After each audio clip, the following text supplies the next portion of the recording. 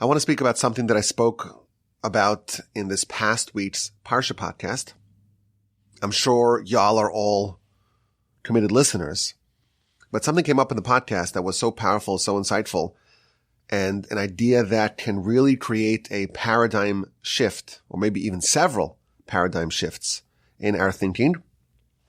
And over Shabbos, I thought about it more, and I want to further clarify it, further elaborate and expand upon it, because I think it's so critical and so foundational. In last week's Parsha, Parshas Noach, we have the episode of the Tower of Babel. And it's a very mysterious section in the Torah. It's only a couple of verses in chapter 11 of Genesis. It's not given the kind of treatment that, the episode of the flood is given. We have two generations, the generation of the flood, and that's treated extensively. The flood and the preparations and the ark and the whole year in the ark. And then you have this Tower of Babel episode, and it's very mysterious and very cryptic. And even if you open up the commentaries, you don't find a lot of direction. And it's a secret, as we shall see. It starts off, the very first verse is that the entire land was one language, udvarim achadim, and one strain of thinking, one path of thinking. They were united. And they traveled from the east, and they found a valley in the land of Shinar, and they dwelled there. Again, these things are obviously not just incidental to the story. The Torah doesn't tell us anything incidental. There's something about what they're doing. They're traveling, they're moving to this valley, and then they have a plan. They want to make bricks, and they want to make mortar, and they want to build a city and a tower whose head is in the heavens, and we will make for ourselves a name. Otherwise, perhaps we'll be scattered across the face of the earth. That's how this episode begins. And then there's the intervention of God, where he comes and scrambles and garbles their language and scatters them across the world, thereby disrupting their plans. But what exactly they wanted to do, it's very unclear. And the Midrash tells us that if it doesn't make sense to us, that is by design. Because the Torah did not want to tell us the nature of their sin. The Torah wanted it to remain obfuscated and unclear. And therefore the Torah didn't reveal to us what their plan was. So if it doesn't really make any sense to you, you just read it. It's talking about, traveling to some valley and bricks and mortar and a city and a tower and making them for themselves a name, the tower whose head is supposed to reach the heavens. If it doesn't make any sense to us, that's by design, because the Torah did not want to reveal to us what they actually wanted to do. Now, the Talmud does say that there were different factions, even though they were united, one language, one people, dvarim achadim, one unified approach. There were different cohorts amongst this generation. Some wanted to ascend to heaven and to dwell there. Okay. And some wanted to ascend to heaven and worship idolatry. And some wanted to ascend to heaven and to wage war against God. Now, of course, all of this does not really clarify to us what we need to know, because what does it even mean to ascend to heaven? What does it mean to dwell in heaven? What does it mean to ascend to heaven and do idolatry? What's wrong with doing idolatry here? We know there's a lot wrong with doing idolatry here, but what did they want to specifically do idolatry there? And to ascend to heaven and to wage war against God. The whole thing sounds so bizarre and peculiar. What we do know, and Rashi tells us this, which is more of a generalized understanding of what their plan was, they wanted to do some degree of rebellion against God. There was something in their plan that amounted to idolatry. God placed man here on earth, and they wanted to go somewhere else. They wanted to ascend there. All three factions wanted to ascend to heaven, whatever that even means. And what they were to do there, that's where the factions disagreed. But this was all an effort to violate the plan of God. There was some sort of rebellion, some sort of organized mutiny against God. And what exactly they wanted to do, it's not clear, but it was something dastardly for sure. To override God, to overpower him, to disable, so to speak, his dominion in some fashion. But again, it's a bit unclear. Now, the Kabbalists, they give us a bit more context to their plan. Of course, we know, we believe, we're trained, that not only did God create the world, but he continually creates the world. He didn't just create the world and go move on to bigger and better things. He runs the world. He governs it. He continuously sustains and oversees it. Every second, God is recreating the world. We say that in our prayers every single morning. Ubetuvo, in his goodness, mechadesh bechol yom tamid. God is renewing every day. Tamid, always. Ma'aseh Bereshis, the act of Genesis. So God's not removed from the world. He's involved. He's renewing it every second, every moment of every day. But we're also told that there is an infrastructure that God created to, so to speak, govern the world. So, for example, the Midrash tells us that every blade of grass has an angel that is assigned to it. And that angel hits the blade of grass and commands it to grow, which is a way of saying that nothing happens on its own. Even the grass growing, it's not some sort of independent process of nature, that there's just these rules of nature that are in place. Even that is, so to speak, manually done. It's manually propelled to grow by an angel. Now, of course, that angel is a emissary. It's a messenger of God. But that angel is part of this infrastructure that God created to, so to speak, intermediate between him and the world. Not to say that the angel has any autonomy, but the angel is a functionary of God. Similarly, you recall in Genesis, Jacob has a nocturnal battle with a man. And they're struggling the whole night. And the man sees that he cannot overcome Jacob.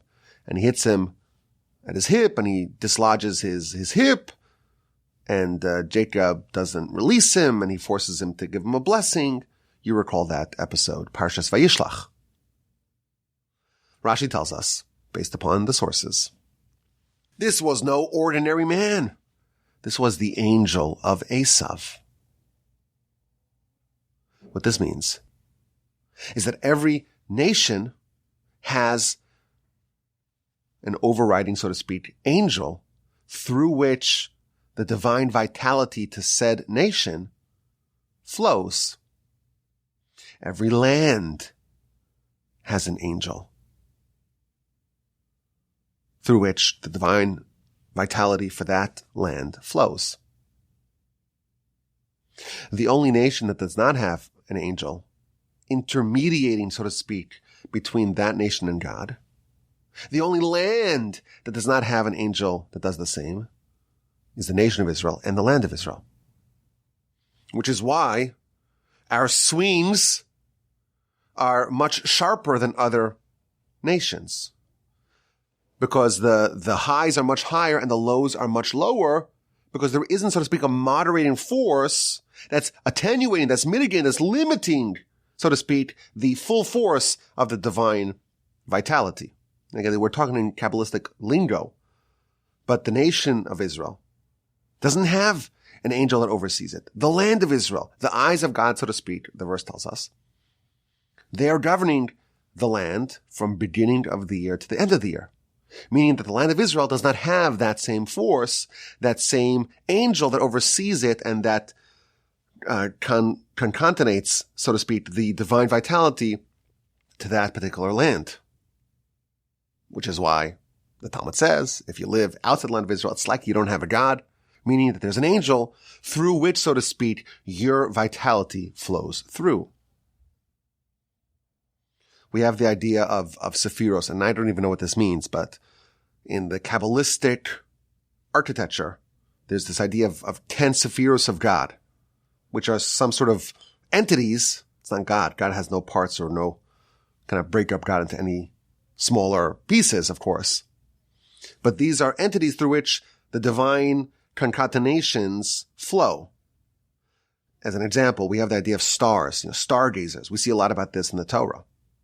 This notion that some degree of what happens over here is overseen and governed through some celestial forces. The idea of a mazel. A mazel is some sort of spiritual entity that has some say in determining, so to speak, what happens to a given people, a given thing, a given land. But of course, all this is not independent of God. It's all the will of God. That's how he designed it. That's how he engineered it. And this is what the Kabbalists tell us. The Tower of Babel people wanted to override. They didn't want to be subject to this whole system. They wanted to get freedom from these heavenly overseers. They wanted to get, so to speak, a master key of existence. And that was their plan, to ascend, so to speak, to heaven above the governing infrastructure that the Almighty placed in the world. And what they wanted to do, that was the different factions, how exactly they were going to use this power that they were going to acquire. But everyone agrees they wanted to ascend to heaven, so to speak, above the stars, above the angels, above all these celestial forces. That was the plan. Now, of course, to us, the plan seems very bizarre. What kind of plan is this? Did they seriously consider that they will succeed? Can you really override the divine plan? Can you really remove yourself from the system that the Almighty installed in the world? Can you really divest yourself, remove yourself, shake yourself free of this governing architecture? The whole subject is very mysterious. Now, to compound the matter, if you read the verses very carefully, it seems that they would have succeeded. They would have pulled this off. There was a divine intervention to stop them. What would have happened if there wasn't a divine intervention? If God allowed them to proceed without any disruption?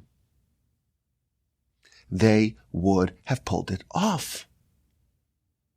They might have to descend, so to speak, and to garble their language and to scatter them, because otherwise they would have pulled it off. As one people, with one language, with one united purpose, they would have done it. And God says, this is verse 6, they're one nation, one language for all of them. And that is how they are embarking upon this very ambitious plan. And now nothing will stop them. Therefore, let us disrupt their plan. Let us disrupt what they have going for them, being one nation, one language, one united purpose. And that's the only way to stop them. So long as they were one nation, united, one language, one people, nothing would stop them. They were working together. They were cooperating, and they were dedicated to a single cause. Unless God intervened, they would have pulled it off. And even if their mission is so evil, it's a rebellion against God. It's a mission to ascend to heaven and to override, so to speak, the system that God placed in the world. Even a mission as evil would have succeeded because they were so united. So the first thing we discover from this is that there's some sort of superpower that is accorded to a group of people acting in unison. If there is a united front towards any cause, even if it's a cause that seems to be very problematic, it's an evil cause, something which amounts to idolatry, a plan to dwell in the heavens against where God placed people, to do idolatry in the heavens. The idolatry here is bad enough. To go up to the heavens and do idolatry, to wage war against God. Whichever faction we're dealing with, there's something very wrong with the plan of these people. Yet they would have done it. They would have pulled it off. Why? Because they were united, and when you are united, there's nothing, absolutely nothing, that can impede a united effort. They would have been invincible. And the only way that God stops them is by disabling their unity, by garbling their language, and by scattering them so they cannot work together. They have this outrageous plan, this crazy plan, and they would have pulled it off because they were a united front, one nation, one language, one mission, one unified desire. That's what we know about the Tower of Babel. But how do we understand it? How do we understand their plan?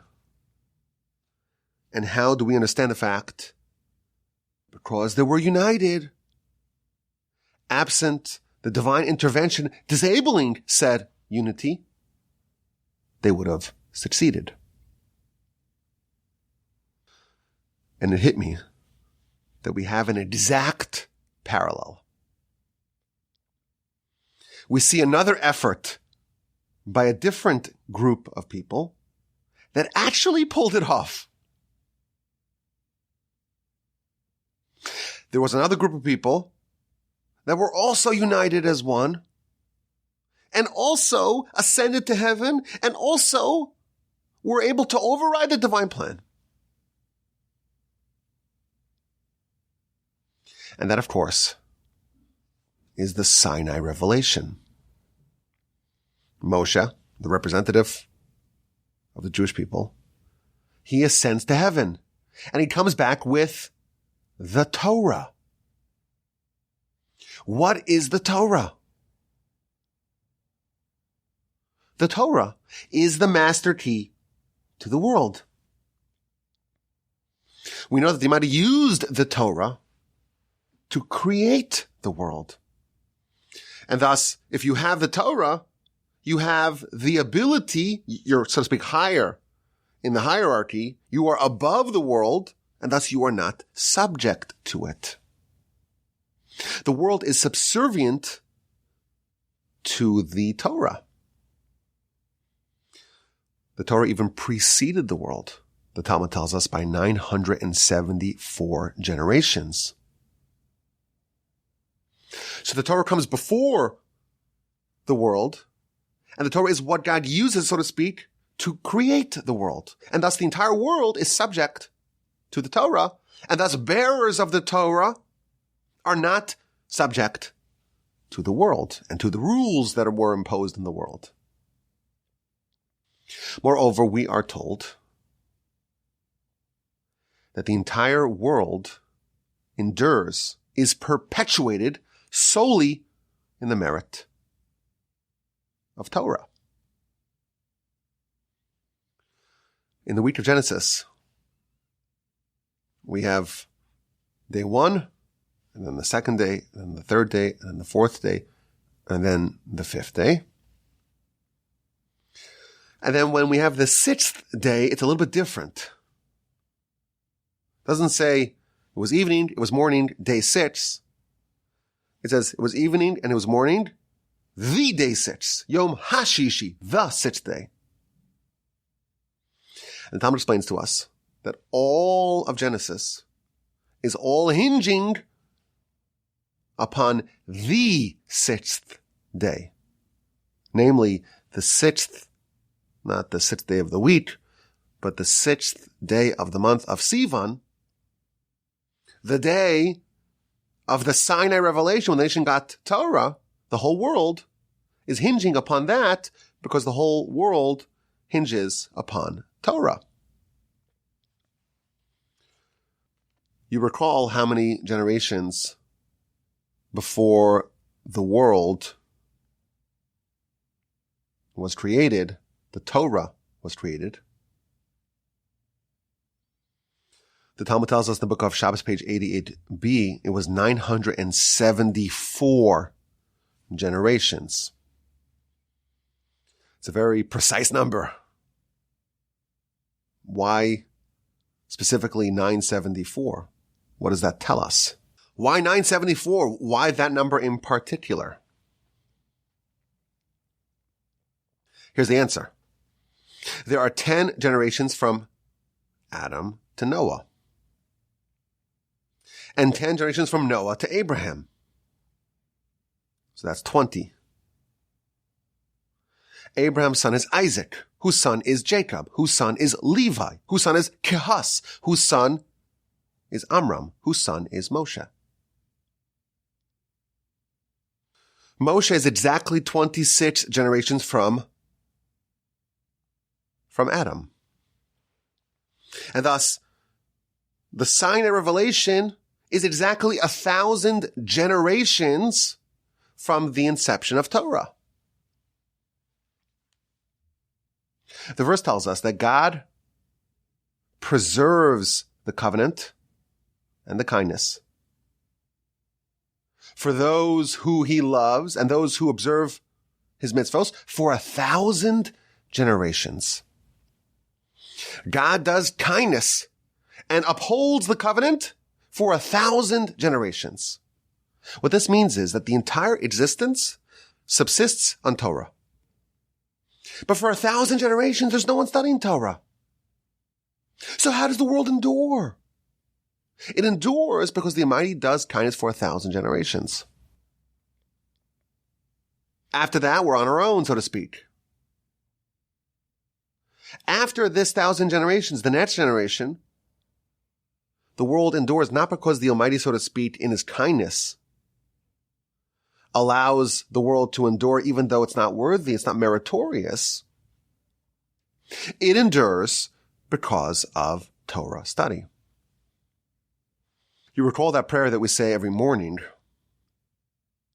God in his goodness perpetuates and renews the world every day, all day. God does Genesis again and again and again every second. Ubituvo, in his goodness, he renews the world every day, all day.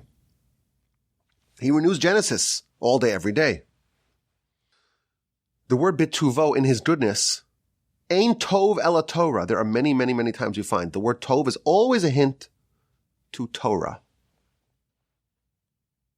Ki lekach tov nasati lechem. God says, I gave you a good acquisition. That is Torah.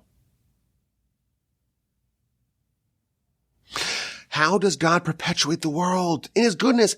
With his Torah. Torah is the key to Genesis. God renews Genesis every day. How? With his goodness, namely with his Torah that we are studying. When we are studying Torah every morning, we are perpetuating Genesis. Torah is the key to do Genesis, both the initial Genesis, God looked in the Torah and created the world, and the ongoing Genesis, every second of every day. If there was a moment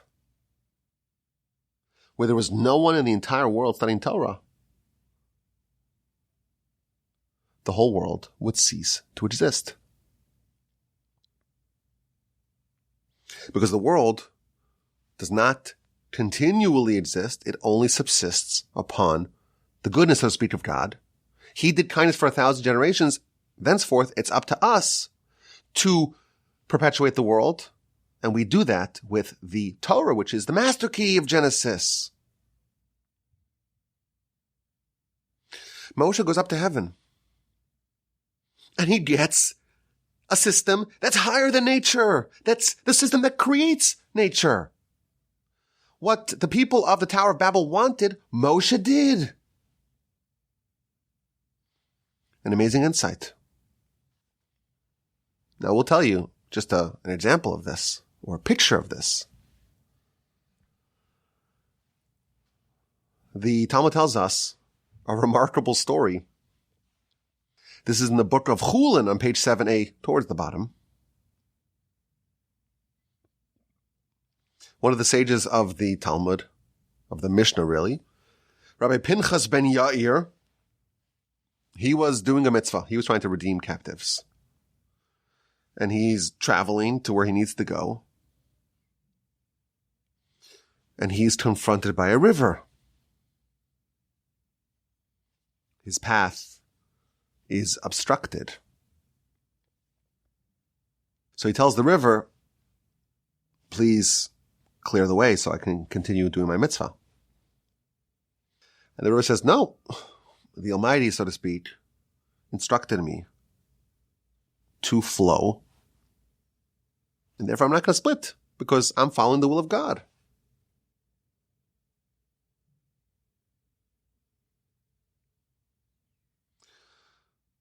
How do you respond to that? So Rabbi Pinchas ben Yair says, if you don't split, I will decree that you'll never flow again. Do you really want to mess with me? And the river parted. And he walked through. And after he walked through, the river proceeded to flow. But there was someone else who was with him, who was stuck on the other side. And the rabbi said to the river, let him go through as well. And the river split for that person as well. And then there was another person who wasn't even a Jewish person. He was an Arab, in the words of the Talmud. Let him go as well. He was an attendant. And the river split for him as well. The great rabbi is dictating to the river, and the river is abiding by his dictates. Now we know we have a very dramatic story of a sea splitting. It's one of the biggest stories in the whole Torah. We revisit it every day. We talk about the great miracles of the splitting of the sea and the great song that the nation erupted in spontaneous song afterwards. And we say it every day. We revisit every day. And of course, on Pesach, we talk all about it. We make a big deal out of the splitting of the sea. We have a sage, 1,400 years later, who's doing it routinely. For me, for this other guy, for this third person. What is so special about Moshe splitting the sea? And it's this incredible miracle that we constantly revisit when even a sage, 1,400 years later, so this is many, many generations, eras later, even he's able to do it. What's the big deal that Moshe was able to do it? And the Orach Chaim says there's a very big difference. The splitting of the sea happened 7 days after the Exodus, but before the Sinai revelation. Before the Sinai revelation, you are governed by nature. You have the Almighty, and He institutes the rules of nature. Of course, they're not independent, but they are rules that everyone is subject to. To override nature when you are still subject to it, that is a miracle. But it's only a miracle before the Sinai revelation. After the Sinai revelation, when we became bearers of the Torah, which is the master key of creation, both the initial creation, the initial Genesis, and the continual ongoing Genesis, we determine the bearers of the Torah determine the rules of nature. And if they want to temporarily suspend one of the rules, they have the keys and the tools to do it. So splitting the sea after the Sinai revelation, that ain't no miracle. Anyone who's a master of Torah has acquired a level up, so to speak, is not subject to the rules of nature and can dictate to nature, can manipulate nature no problem, it's easy. It's in their hands. They are above it, and they can recreate the world, so to speak, every second with their Torah. They can recreate the world and say, no, the rules for this moment are that the river does not flow.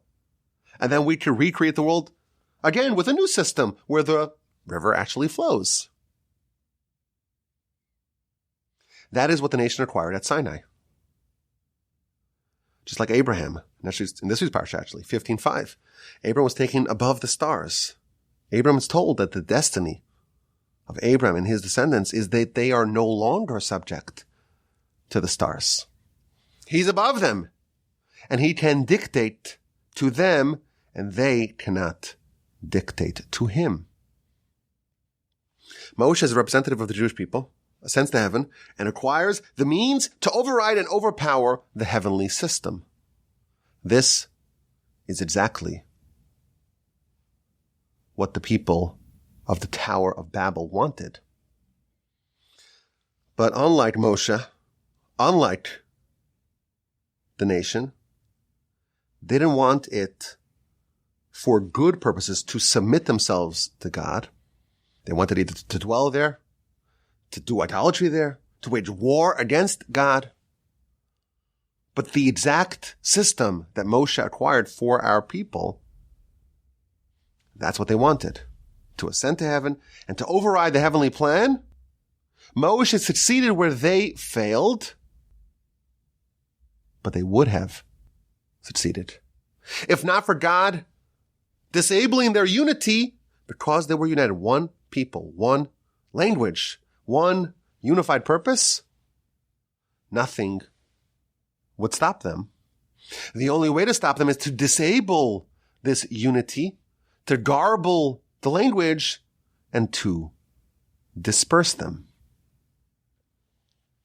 So we see the plan, we see the means of acquisition, and we see someone else who was able to pull off that same heist, so to speak, that same quest, so to speak. Now, to round it out, the final point here is that the means that Moshe and the Jewish people used, it's exactly the same means that the Tower of Babel people used. They had a plan, they had a desire, and they had the way to do it because they were unified. Moshe, we see, pulled it off, representing the nation. How did they do it? The verse tells us, chapter 19, verse 2 of Exodus, the nation encamped in the wilderness. Vayichan Sham Yisrael neged hahar. The nation encamped opposite the mountain. The verse has the word encamped twice, but one is vayachanu, and they plural encamped. And then one is vayichan, and they singular encamped. So there's a switch. There's a plural word of they, and then there's a singular. So it was like, and he encamped. So Rashi says, wait a minute. We're talking about a nation of millions of people. 600,000 adult males. How can he say he encamped? They encamped is more appropriate. So Rashi tells us that the state of the nation at that time was as if they were one person. They were so unified, like one man with one heart, with one purpose. That was the state of the people in the run-up to the sign of Revelation. And that's how Moshe ascended to heaven, in the exact same manner that the people of the Tower of Babel wanted to do. It's the same objective, and it's the same means. The only difference is to what end. Moshe and the Jewish people to a very righteous end, and that's why they were not disrupted, and they were enabled to do what they wanted to pull off. The Tower of Babel groups wanted to use us for nefarious purposes, and the Almighty intervened, disabled and disrupted their unity, and quashed their plans. To me, this was a very big development for a few reasons. First of all, it shows us a deeper understanding of what the people of the Tower of Babel wanted. Number one, and the means that they were going to deploy to achieve what they wanted. But also, they failed, but we pulled it off with the same means, the same goal for a righteous end. But it also reveals to us the power of Torah. Torah is the tool that oversees creation. It's a level up. It's a level higher. The world is continuously, every moment, being recreated. Genesis happens continuously through the Torah. It's a system that's higher than nature. Now, this also explained to me a very problematic comment in Rashi that I've seen many times and never really made sense to me. From the book of Devarim, Deuteronomy, chapter 30, the verse is talking about the repentance of the nation and the circumcision of the heart. And then it says, this mitzvah that I am commanding you today. Rashi says it's a reference to Torah study. It's not beyond you. It's not distant from you. It's not in the heavens that you could say, well, who's going to ascend to heaven to go get it for us, to teach it to us? And it's not on the other side of the sea that you may say, who will cross over the sea to take it for us, to teach it to us so we can do it? The matter is very close, exceedingly close to you. Beficha, in your mouth, ubelvavcha, in your heart, la'asoso. That is part of Moshe's narrative, Parshas Nitzavim, at the end of the Torah, where he's telling the nation that this mitzvah, i.e. the mitzvah of Torah, it's not so hard, it's not so distant, it's not beyond you, it's not in the heavens, it's not across the sea, it's close, it's in your mouth, and it's in your heart.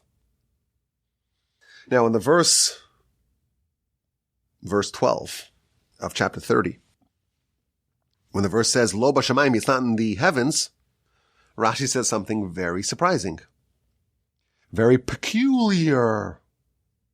He says, Ilu haisa b'shamayim, if in fact it would have been in the heaven, you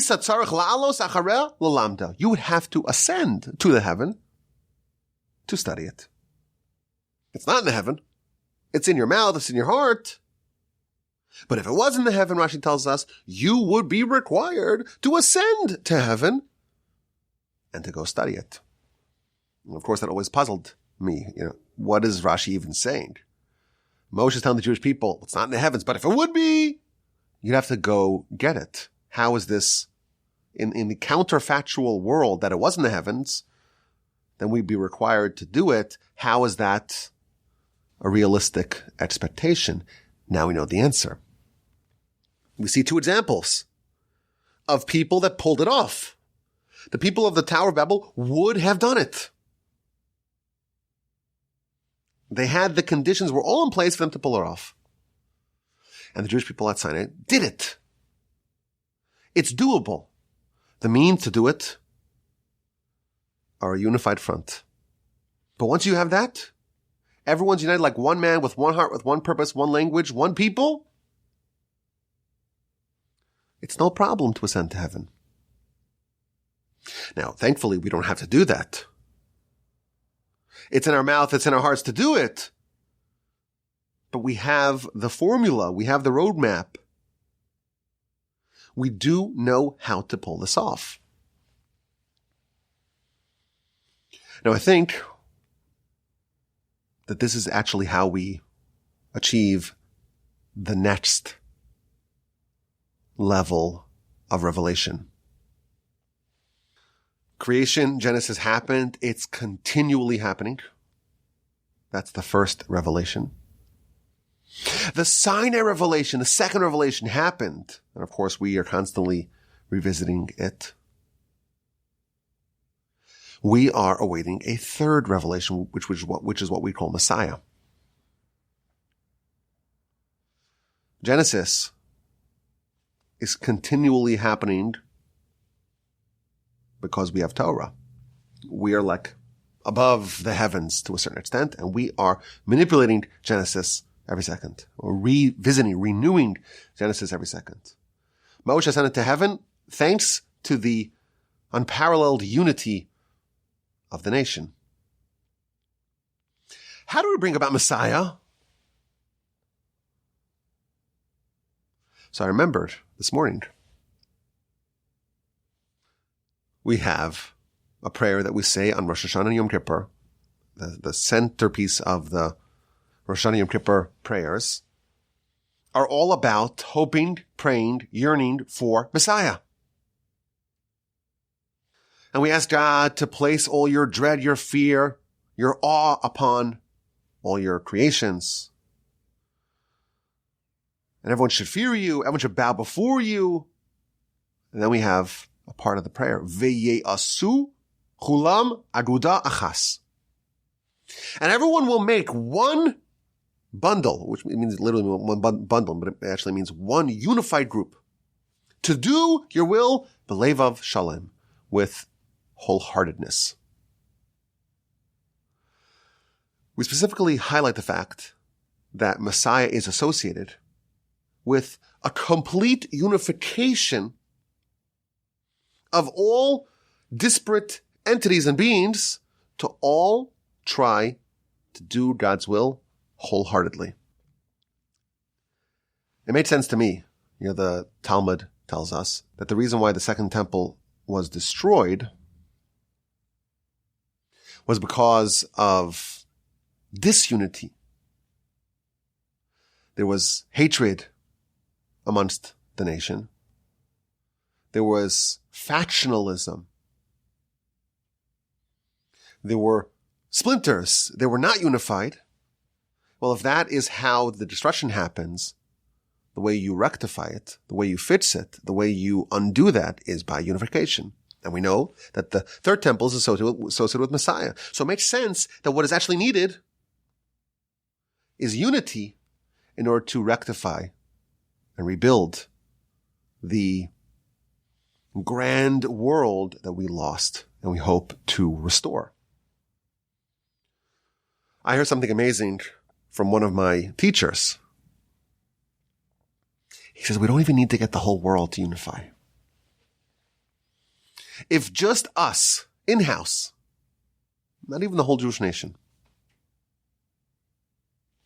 if all the yeshiva students, if all the people who make a major effort of their lives to study and immerse themselves in the Almighty's Torah, if all these people were unified as one, Messiah would have been here already.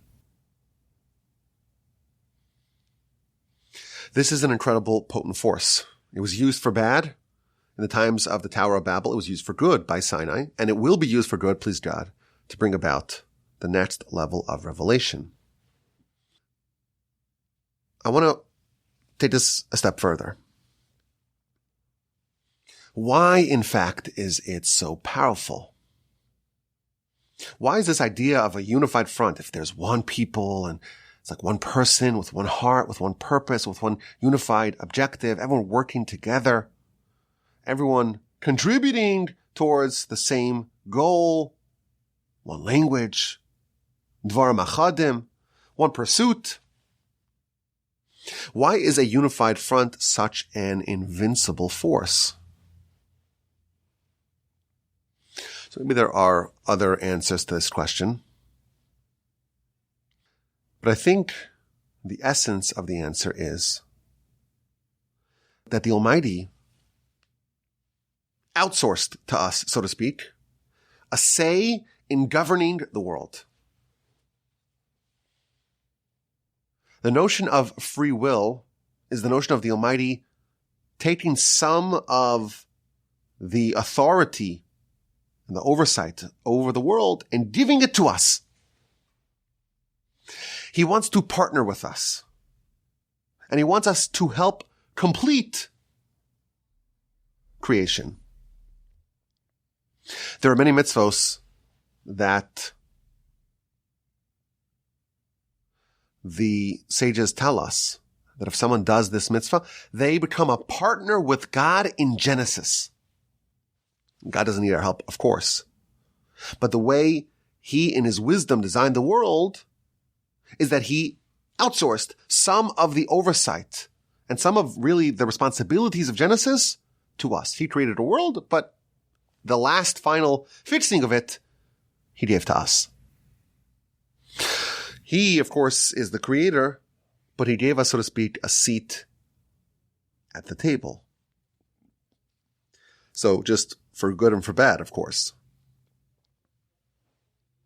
You've heard of the concept of an evil eye, of an ayin hara. That if someone has negative feelings towards another person, that can injure, that can harm said person.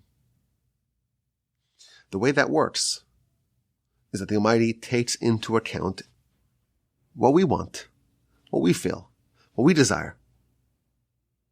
Of course, God runs the world, but we have a say too. The Almighty considers our position.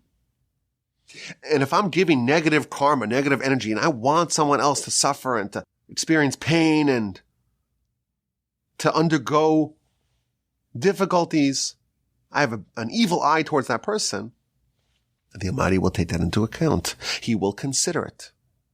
And that may actually affect that person. That's, of course, for bad. It can also be used for good. But we have a very important role to play, and we have a say both for good and for bad. If everyone's united, then that force is in its full power, and it gets to determine. It has a real say. A say that can even override the divine plan, the default divine plan. If there are opposing voices, so if there's, it's a 51-49, so to speak, breakdown, every other opposing voice is going to counter and limit the effect of the petition, and therefore it's not going to be as powerful. And therefore our seat on the table is going to be split, it's going to be divided. And thus the impact of what we want is going to be much more limited. The Almighty created a system of the world. And that system tolerates the capacity of us rising up and choosing a different governing infrastructure.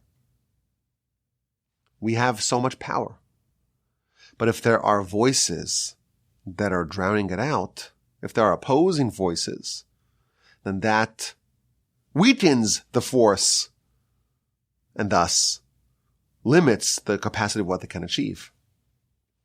When everyone was one voice, when everyone was one language, when they were like one man with one heart, that's an unlimited power, and that, in fact, can bestow upon that effort unparalleled success, both for good and for bad. So this to me was a very transformative idea. I said it's a paradigm shift. It's multiple paradigm shifts. It's about how powerful we really are and what kind of say we really have in the world. And of course, it teaches us all about the power of Torah. But I think that this is something we need to really focus on.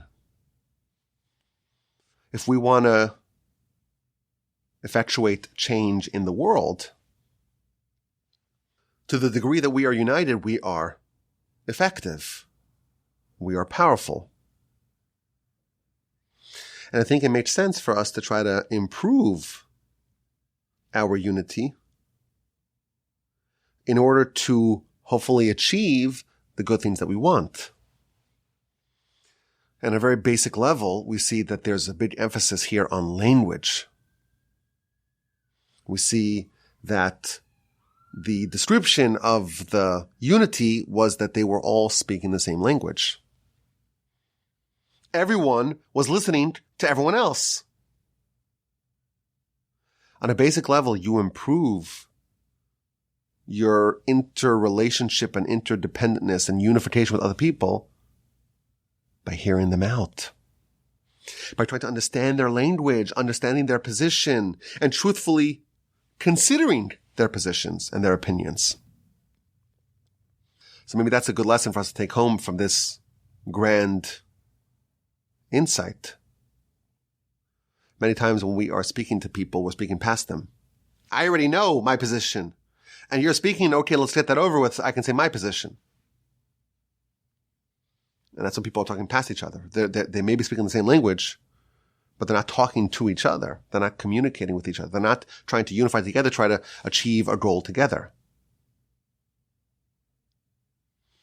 On a more direct level, I spoke about this already a few times,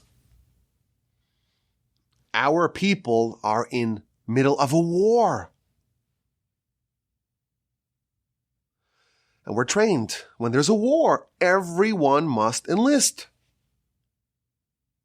Everyone must join the effort. Everyone must conscript to the army. But our armies, our wars happen on two fronts. The very first war that our nation waged was against Amalek, right after the Exodus, chapter 17 of the book of Exodus. The nation of Amalek attacked. And in this war, we see how Jews wage war. Joshua wages the physical battle with the soldiers against the enemy. Moshe goes up the mountain, Aaron on one side, Hur on the other side, and he wages the spiritual war against, so to speak, the spiritual forces of the enemy. The Talmud tells us that David had a partnership with his general, Yoav. Yoav would do battle on the battlefield.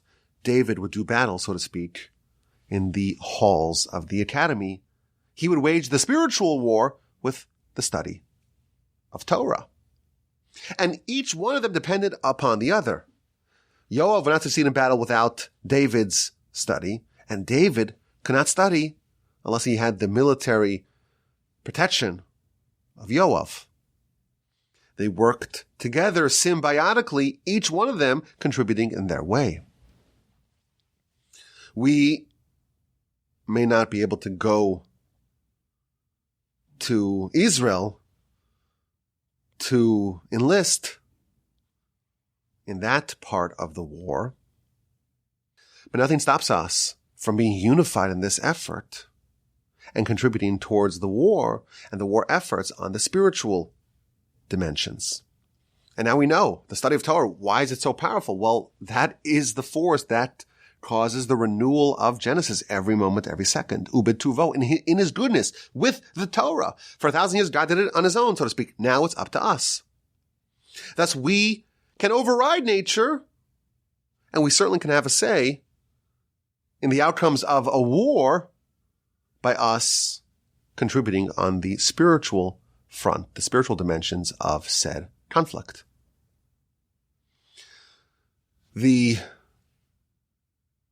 yeshiva students in Israel, they do not conscript to the army. Some do, but most don't. And one of the arguments is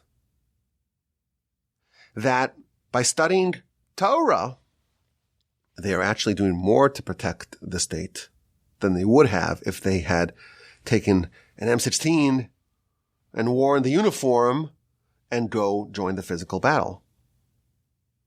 And Moshe, his role in fighting Amalek was greater than Joshua's. They're both important. But David's role is greater than Yoav's. Moshe's role is greater than Joshua's. And the yeshiva student's role, the one who's studying Torah on behalf of the nation, that role is greater than the soldier, the physical soldier's role in defending the land. That's what the yeshiva students are taught. And I think it's very legitimate. I think it's consistent with the Torah. We have a definition now of Torah. It's the master key of the world. And given that that's true, I think there's an imperative, not just on the yeshiva students in Israel who have the deferral from army service, but all of us, even though we are far away, we can contribute as well spiritually towards this war effort. And we have to be united. If we are united, we will win. If we're not, then the success is going to be imperiled. I've been watching the last couple of days a lot of Israeli television online. They have it all for free. You can watch it all online. As you know, I speak a fluent Hebrew, and you want to get a sense of what's actually happening there. What's the psyche of the nation? You don't go to CNN or wherever else you would go. You don't go to the AP or Reuters to really understand what's happening in Israel. You go to what the Israelis are saying. So I saw an interview. So they're interviewing a lot of soldiers and police officers and civilians to kind of, gauge the sentiment on the battlefront. And they're interviewing a commander for Mishmar HaGvul. Mishmar HaGvul is like the border protection. Very impressive young man. And he's speaking. He has like that bravado, but like that, super competent Israeli kind of moxie to him. And the anchor in the studio is so taken by him that he's kind of having a very long interview with this person. And then he says to him, "Is there anything you want to say to the nation?" I was loving this interview. This guy's really great. "Do you have any message you want to share with the nation?" And he said something. I couldn't believe what he said. He said, you can't even make it up. He said, "We are a nation that lives on our sword." And he used the same words in the Torah that Isaac tells Esav. After Jacob comes and usurps the blessings, so Esav comes and he's very disappointed. This is Parshas Toldos, chapter 27, I think it is, of Genesis. Jacob comes and steals the blessings. And Esav is delayed, and he shows up, and Isaac reveals the bitter news that your brother came, and he tricked me, but I'm not taking back those blessings. He's going to be blessed. And Esav laments, and he cries, and he bewails. "There's nothing you have left over for me, nothing." And Isaac tells him, "Al charbecha tichya, you should live on your sword." And this guy, so impressive, he says that this is what our nation stands for. So he's a very impressive young man, but very ignorant, because that's not what our nation stands upon. What did Isaac tell Jacob? He says, "Hakol kol Yaakov," the voice is the voice of Jacob, and the hands are the hands of Esav. And to Esav he says, "You live on your sword." Now, yes, that doesn't mean that we lay down our weapons. But that's not really what our nation stands for. Now, I will maybe, just as a way of maybe finding some excuse for what he was saying, Jacob does say at the end of Genesis, when he's talking about the city that he acquired and that he wants to give to Joseph, he says, "I acquired this bechar biyu b'kashti, with my sword and with my bow." And Rashi there says that his sword is Torah study and his bow is prayer. So maybe what this very impressive young man was saying, we live on our sword. He wasn't referring to the sword, even though he used the exact same words, but he wasn't referring to the sword of Esav. He's referring to the sword of Jacob, namely Torah study. So maybe that's what he meant. I'm willing to accept that. That's what he meant. But this is what our nation stands for. We have the Torah. We ascended above the heavens thanks to our unity. And we have the Torah, which is the master key of the world. And that's how we wage war. Of course, it's important to also have Joshua and to have Yoav on the battlefield. But this is how we wage war. And our real sword, our real power, that's, so to speak, what Moshe did, what David did, and what we can do as well. And again, I want to stress this point. A lot of people are forfeiting a lot to go participate in this war. These reservists that you hear about, they all have jobs and families and relationships and children. And they're leaving that. They're giving all that up to go help defend the nation. I think it's very important. If you have the great privilege of being a yeshiva student, of being someone who is engaging on this spiritual dimension of the battle, you also have to give up something. Think about what Moshe did. He went up to the mountaintop and he lifted his hands up the entire day. Try doing that. You do it for a minute, your arms feel like lead. Try doing that for an hour. You have to have Aaron on one side, Hur on the other side.